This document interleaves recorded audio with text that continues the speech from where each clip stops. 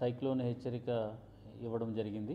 South east bay of బెంగాల్లో వాయుగుండం ఏర్పడి అది తీరానికి దక్షిణముగా నెల్లూరు, ప్రకాశం జిల్లాకి రావచ్చని చెప్పేసి మనకి ఒక హెచ్చరిక అయితే జారీ చేయడం జరిగింది.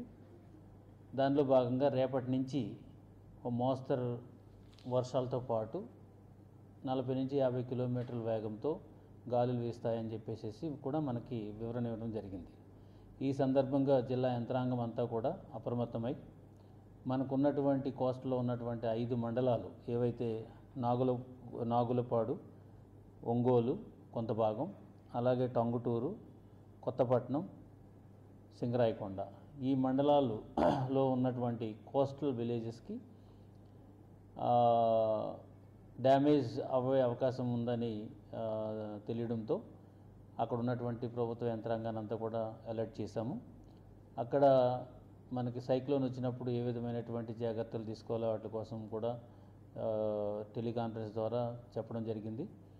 దాంట్లో భాగంగా మొదటిగా ఈ ఫిషర్మెన్ ఎవరు కూడా వేటకి వెళ్ళకూడదని చెప్పేసి ఈపాటికే మనం ఒక వార్నింగ్ కూడా ఇవ్వడం జరిగింది. అట్ ద సేమ్ టైం వారు కూడా ఎవరైనా ఆల్రెడీ ఎల్లుంటే కనుక వాళ్ళని కూడా వెనక్కి రప్పించే కార్యక్రమం కూడా జరుగుతుంది. యాజ్ ఆఫ్ నౌ రిపోర్ట్స్ ప్రకారం లాస్ట్ 2-3 డేస్ నుంచి కూడా దీని మీద వివరణ కంటిన్యూగా రావడం వల్ల ఎవరు కూడా ఈ వేటకి వెళ్ళలేదని చెప్పేసి ఇప్పుడు సమాచారం ఉంది.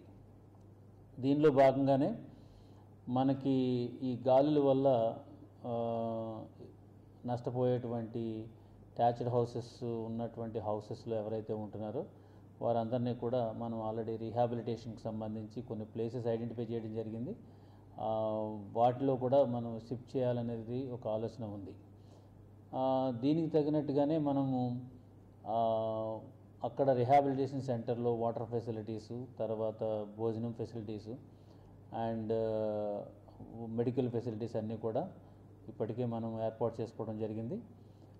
మండల్ తహసీల్దార్ ఆఫీసులో ఒక కంట్రోల్ రూమ్, ఆర్డీఓ ఆఫీస్లో ఒక కంట్రోల్ రూమ్ అండ్ జిల్లాలను కూడా ఒక కంట్రోల్ రూమ్ని ఏర్పాటు చేయడం జరిగింది. వాటి నెంబర్స్ అన్నీ కూడా త్వరలోనే అందరికీ కూడా ఇవ్వడం జరుగుతుంది.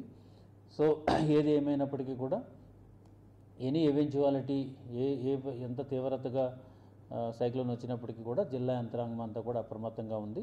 ప్రజలు కూడా ఏమీ భయపడవలసిన అవసరం లేదు.